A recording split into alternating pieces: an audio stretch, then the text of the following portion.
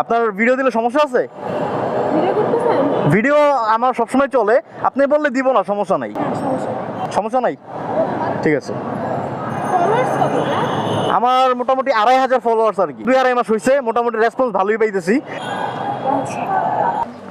ঠিক আছে, আসসালামু আলাইকুম ভাই। ভাই কষ্ট দিলাম আপনারে ভাই, থ্যাংক ইউ ভাই, আসসালামু আলাইকুম। আচ্ছা ঠিক আছে ভাইয়া, থ্যাংক ইউ, আসসালামু আলাইকুম।